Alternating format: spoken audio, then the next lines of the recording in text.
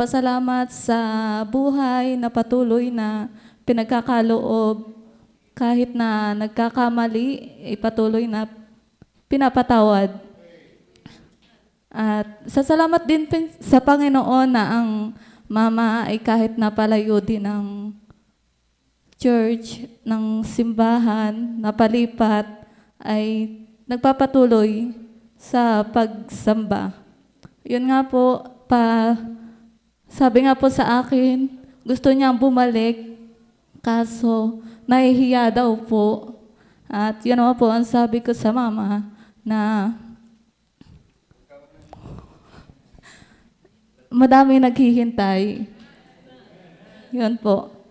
At gaya ko dati na nahihiya din na bumalik, ay talagang lakas din ng loob, tsaka ang